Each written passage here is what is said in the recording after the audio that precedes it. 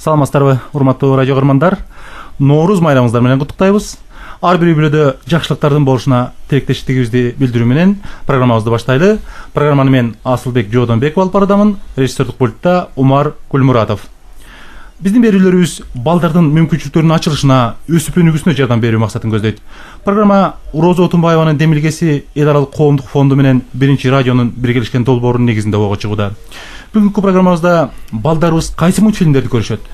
Алардын таасирлери кандай деген темада сөз кылып, адистер менен баарлашабыз. Программабыз түз эфирде жүрүп жатат.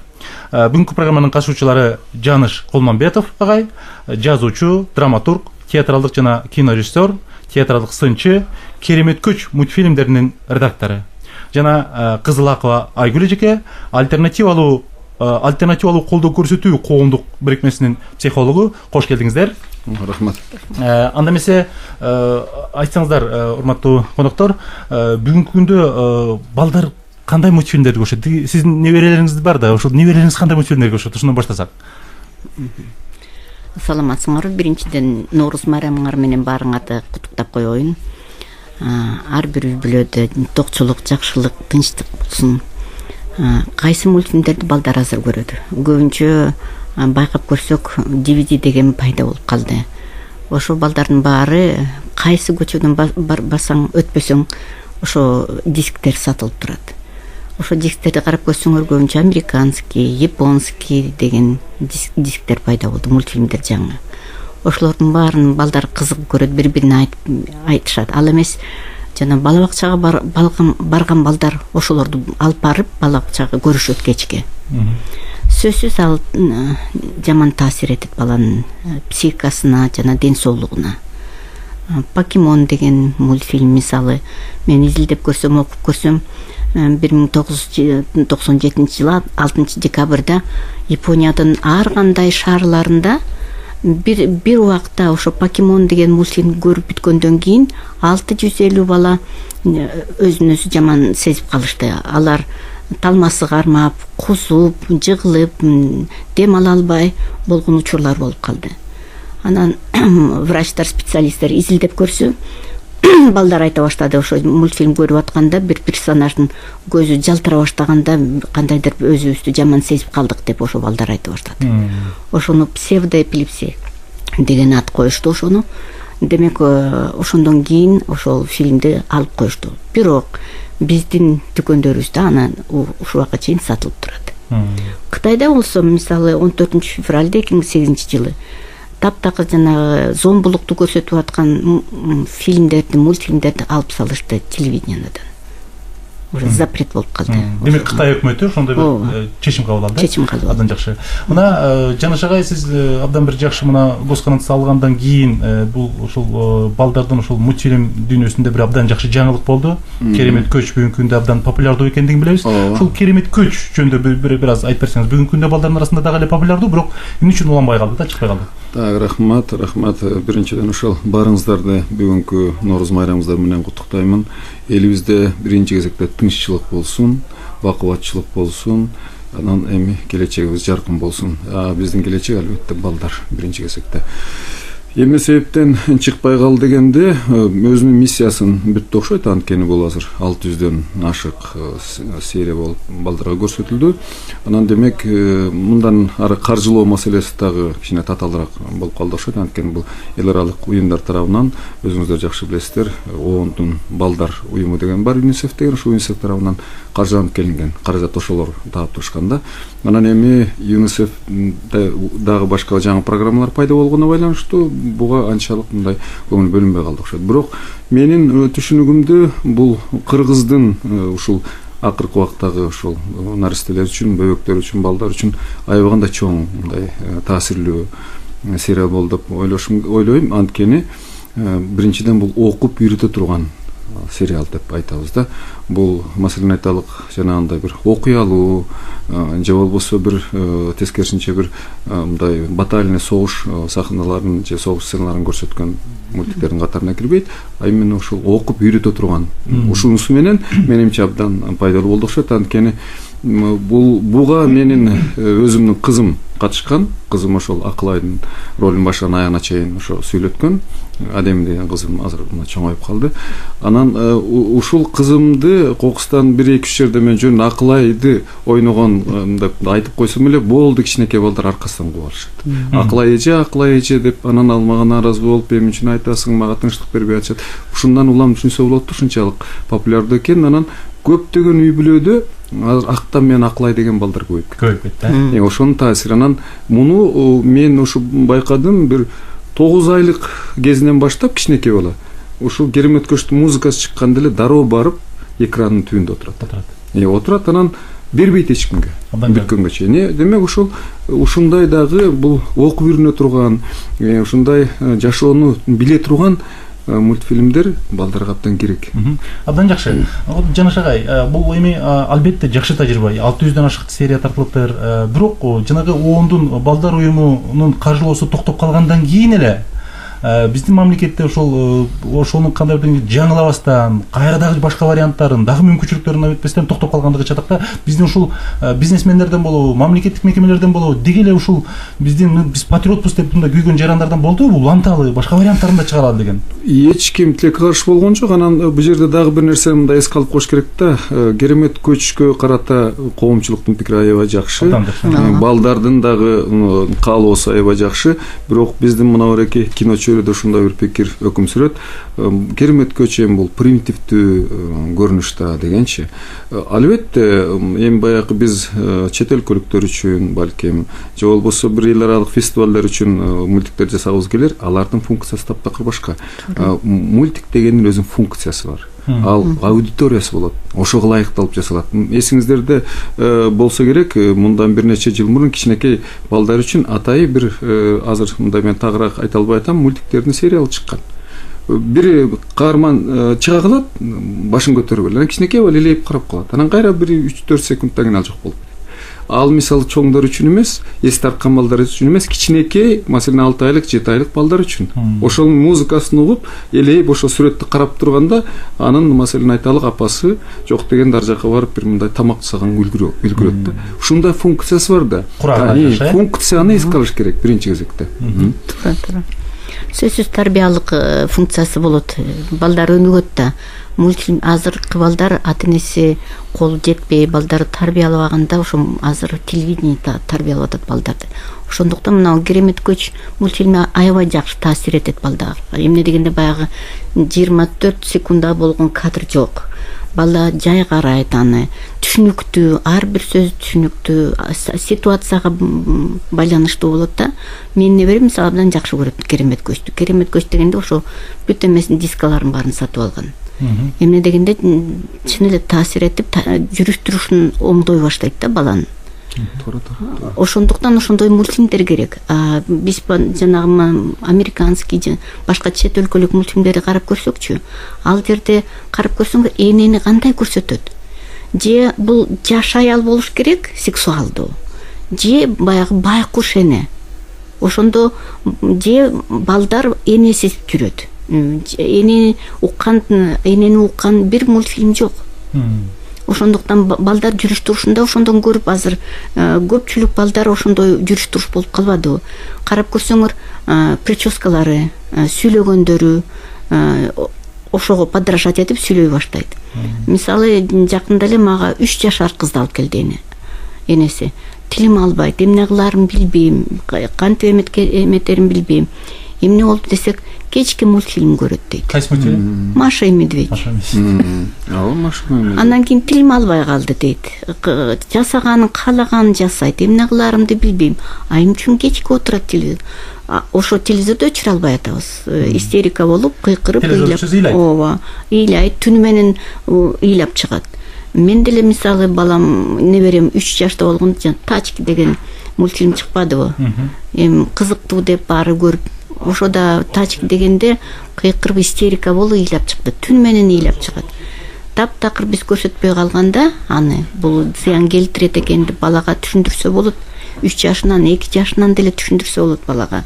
бул зыян келтирет ден соолугуңа, жаман болот дегенде жаман турбай анда ыргытып салалы деп ыргытып койгонбуз. Демек кандай бирден балдар менен бир пикир келиштиңиздер. Пикир сөзсүз. Жаныша ушул жана керемет көчтү тарткан мезгилде сиздер талдап көрдүңүздөрбү? Бүгүнкү күндө мисалы үчүн бүгүнкү күндө эми бизде тилекке каршы кыргыз балдарында ошол керемет көч эле болуп атат да. Башка бир вариант жок болот. Башка мисалы үчүн чет өлкөлүк бүгүнкү күндө ондогон, жүздөгөн толгонтукой жанагындай балдардын психологиясына ар кандай бир таасир эте турган мультфильмдер бар да. Аны талдап кайсынысы зыяндуу, кайсынысы балдардын эмнесине таасир эте тургандыгы жөнүндө бир иликтеген да тилекке каршы уюмдар, адистер жок болуп атат да. Жок. Бирок мындай да, ошол бул биз айтып атпайбызбы, ошо чет өлкөлүктөр депчи, чет өлкөлүк ошо мультфильмдер ошо балдардын психикасына тескери таасир бере турган деп. Ошол керемет көчтү жасап аткан мезгилде Барбара деген атай ошо чет өлкөдөн адис келип, анан ошол биздин ушул менталитетти карап, ошо кыргыздын түшүнүгүн карап турган ошого бизге багыт берген. Ошонун абдан чоң таасир тийген. Сиздерге ушундай багыттагы мультфильм керек экен. Анда агрессия болбош керек экен. Анда окутуп үйрөтүүчү функция көп болуш керек экен деп. Анан жанагы сиз абдан туура айтып атасыз, бул өтө жай кыска, өтө түшүнүктүү. Анткени бала алифбени мисалы окуш үчүн ал А, Б деп анан шашпай окуйт да. Аны жарым жыл үйрөнөт. Бизде ошол жарым жыл үйрөнө турганда, жарым жылда түшүнө турган нерсени ошол керемет көчтүн, маселен айталык, бир сериалында же бир сериясында, экинчи сериясында көрсөткөнгө аракет, кыска кылып көрсөткөнгө аракет кылганбыз да. Анан жана бир башында бир жакшы суроо берип кеттиңер, ошо кыргыздын жигиттери жокпу дегенчи. Мен мындай ойлойм да, албетте ошо биз бүгүн ошол керемет көчтү улантып кетсек, кыргыздын маселен салт санаасы, анын тарбиясы, анын оюндары, анын жашоосу, илгерки өткөн көчмө мезгилден кийинки мезгил жана азыркы, ушуну дагы мындай улантып, дагы ошо баланын аң сезимине киргизсек болот. Анткени бул фильм абдан, бул сериал абдан мындай көпчүлүк абдан жеткен да. Бирок ошого кызыгып өзүнүн каражатын бере турган мен бир дагы бизнесменди көрүлөкмүн. Бүт баары эл аралык уюмдар. Сорос берген, мына ойлоп көрүңүздөр. Швейцариялык кызматташтык берген. Анан ЮНИСЕФ тапкан ушун багы. Кыргыздын өзү эч качан ушуга мындай аракет кылып, ушул керектүү экен деп айткан эч ким болгон жок. Анан дагы бир нерсе да, мен ушул жерден бир нерсени ойлойм, биз өзү мындай таалим тарбияны биз өзүбүздүн жүрүш турушубуз менен үйрөтөбүз да балдарга. Албетте. Бирок акыркы убактарда менде ушундай бир мындай пикир пайда болду. Биз Кыргызда балдарды тыюу анан кыйкыруу менен тарбиялайт экенбиз. Мына ошого мындай бир программалуу тарбиялоо деген жок экен да. Тилекке каршы. Бизге ошол нерсе керек. Ошону үйрөнүшүбүз керек. Баланы жашоонун агымы менен тарбиялайбыз, жашоо идеалдуу эмес. Биз идеалдуу эмеспиз тилекке каршы. Ошол да. Бирок тыюу менен биз эч качан жүрүш турушун оңдой албайбыз. Эгерде поддержка берип, балам сен муну туура кылып атасың, мына кылган ишиң туура эмес болуп атат, жамансың, жакшысың десек, бала эч качан оңолбойт. Эмне дегенде жаман жакшы адам болбойт да дүйнөдө. Кылган жоруктары жаман болот, сөздөрү жаман болот, сөздөрү да жакшы болот. Бир маалда ситуацияда жакшы мамиле кылса, экинчи маалда балким жаман болуп калышы мүмкүн. Ошондуктан өлүңдү көрөйүн деген сөздөр көп болуп атат бизде. Келесо деген сөздөр көп болуп атат, кылба деген сөздөр. Бирок кандайча кылыш керек экен, аны үйрөтпөйбүз, ошонусу жаман болот. Демек балдар тарбиялоодо көбүрөөк тыюунун элементтери.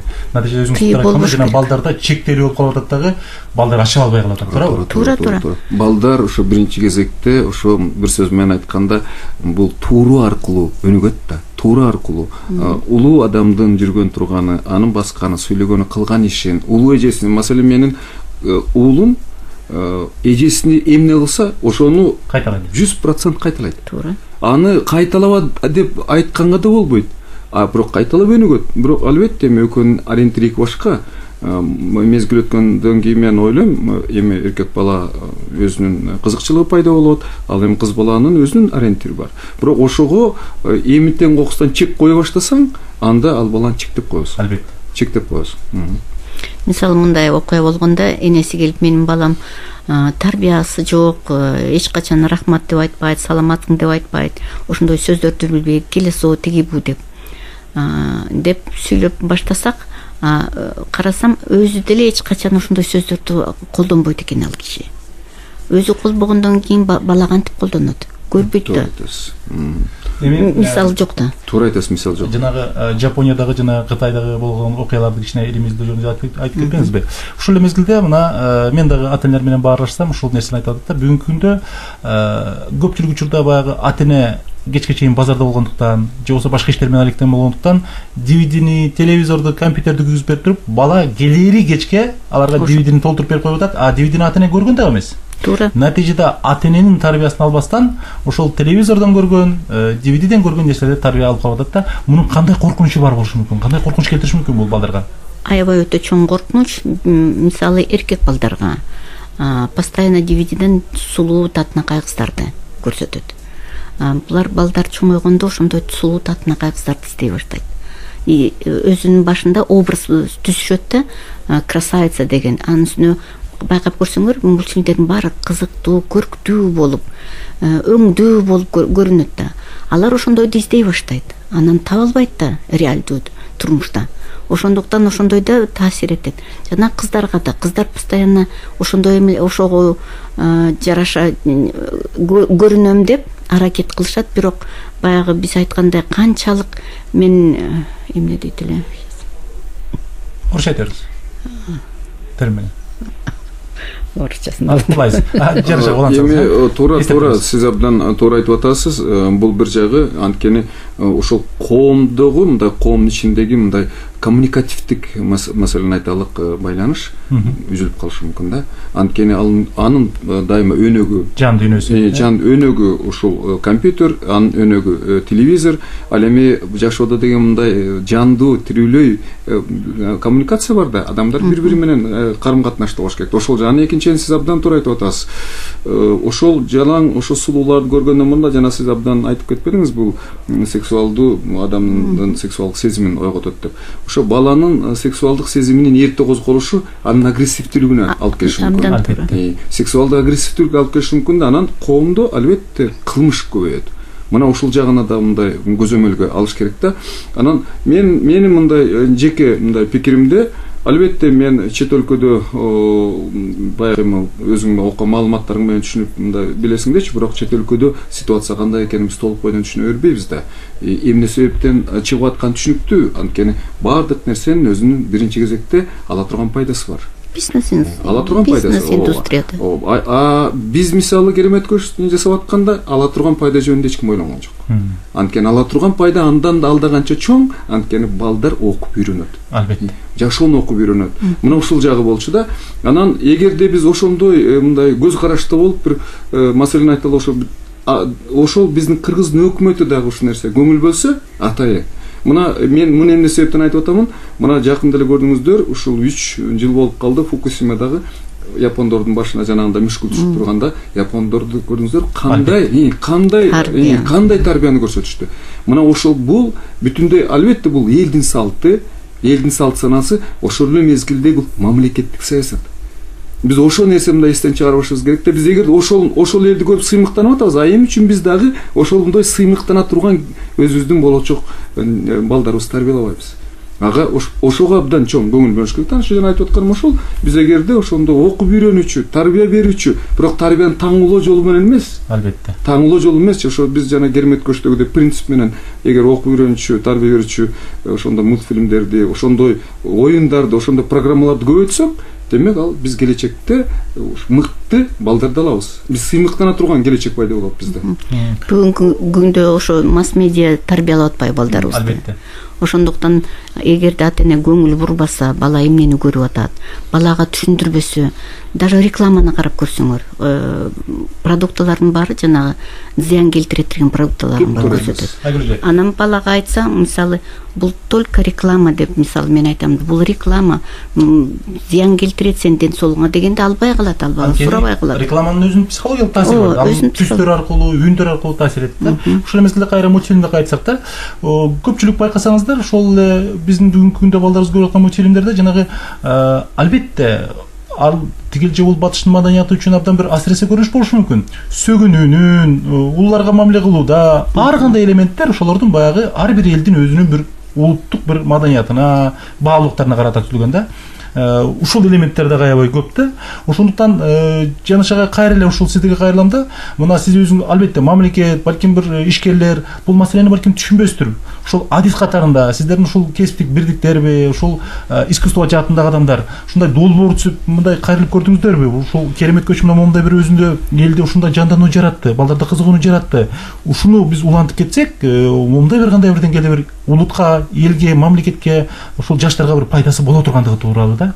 Эми мен ушул маселе боюнча айтып коеюн. Маселен мен ушу Манастын 24 сериясын атай жаздым эле, ушу балдарга ылайыкташтырып, бул ушу анимация болсун деп ойлогом да. Анткени анимация болсо бул балдарга тезирээк жетет. Демек ошо анимацияны көргөн, ошону түшүнгөн бала Манастын текстин алып окуганга дагы мындай кызыгышы мүмкүн да. Демек ошондук биз Манасты жайылтуунун эң жакшы формасы болчу.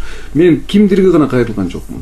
Кимдирге гана кайрылган жокмун. Бирок эч ким ошону элесе алып, ооз жүзүндө ошончу керек деп айтышат, бирок иш жүзүнө келгенде элесе алып эч ким жардам берген жок. Демек биз ушундан улам түшүнсөк болот да, биз келечекке кандай кайдыгер мамиле кыларбыз.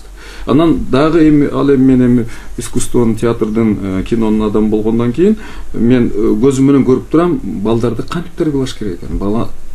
Баланы эмес, чоңду кантип тарбиялаш керек. Чоңду бала кезинде тарбиялайт. Бала кезинен албаган тарбия чоңойгондо ал эч качан тарбиялуу болуп чыкпайт. Биз ушул нерсени эсибизден чыгарбашыбыз керек. Ошон үчүн биз биринчи кезекте ошо балага карата мектеп жашына өзгөчө, ошо мектеп жашына чейин ал түгүл ошол жаңыдан баягы бешиктен бели чыгалак кезден баштап ана ошого тарбия бере башташыбыз керек. 7-8 жашына чейин биз айтабыз, баланын эмес турмушу түзүлөт. Сценарий деп коет ошо. Дүйнөлүк калыптануусу түзүлөт. Ошону менен кете берет бала. Анан жаңы нерселерди үйрөнө баштайт.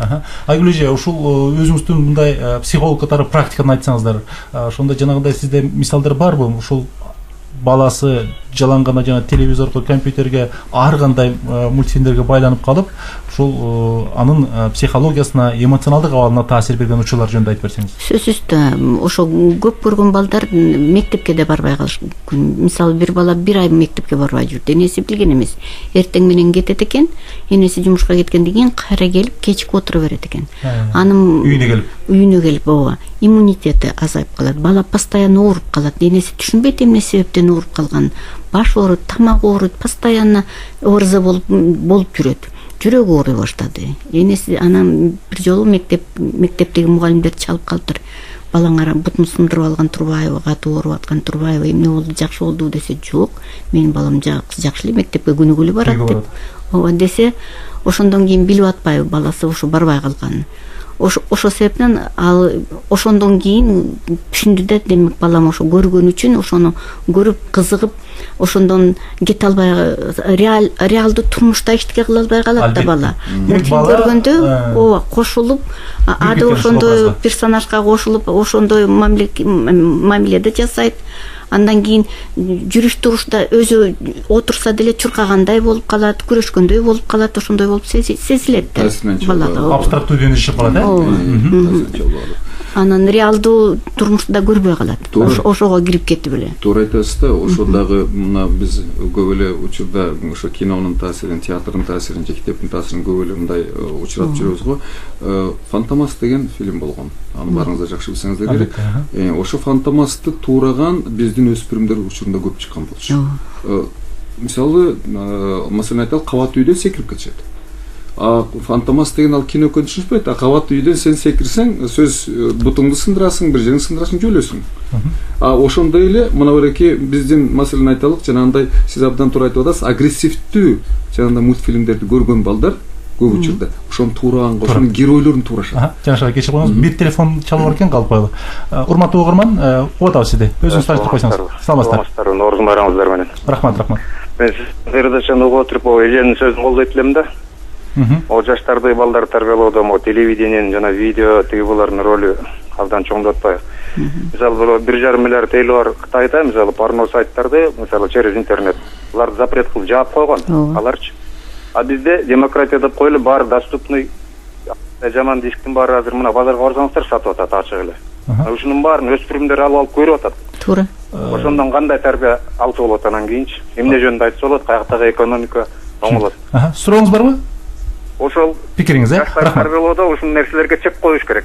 Туура. Рахмат. Жана Европанын эмесинен коркпой эле. Тиги демократия деп коет, булар бүт баарын талкалап атат да. Рахмат. Эми бул угармандын айтканы абдан туура, бул эми абдан чоң тема. Бул демократиянын эмес.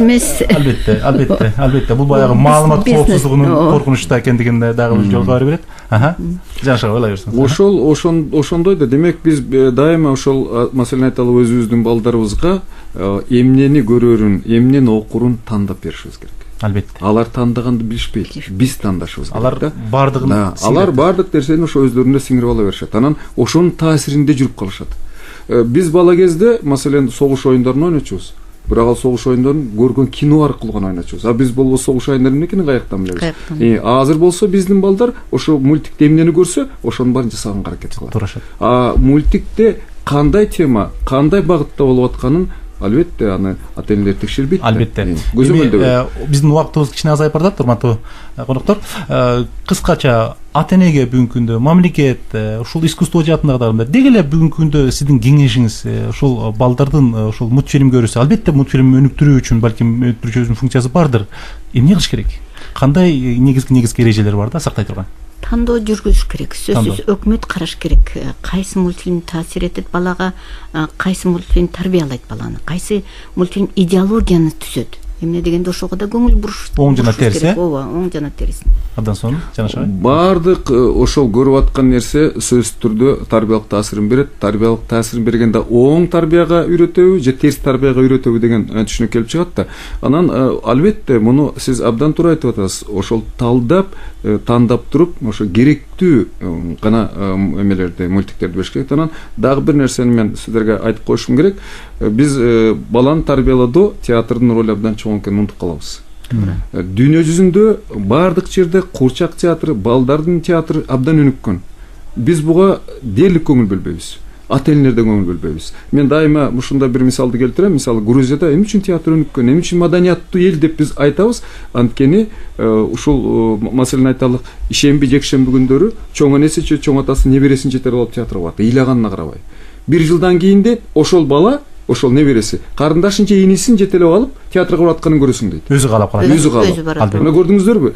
Театрда деген эч качан агрессияны көрсөтпөйт, аны билесиздер. Театрда жакшылык, жамандык эмне экенин дайыма ачык балдарга түшүндүрөт. Мынабу жакшылык, мынабу жамандык. Албетте. Абдан сонун маек кылып бердиңиздер, урматтуу коноктор. Урматтуу радио көрөрмандар, ушун менен бүгүнкү түз эфирдеги берүүбүздү аяктайбыз. Бүгүн биздин программада Жаныш Кулмамбетов, жазуучу, драматург, театралык жана кинорежиссер, театралык сынчы, Керемет көч мультфильмдеринин редактору жана Кызылакова Айгүл эже, альтернативалуу колдоо көрсөтүү коомдук бирикмесинин психологу болду. Бүгүн биз мультфильмдердин балдарга кандай таасири бар, деги эле бүгүнкү күндө балдар кандай мультфильмдерди көрүп атат, ошону талкууладык. Анда эмесе кийинки эфирден жолугушканча сак саламатта туруңуздар. Рахмат.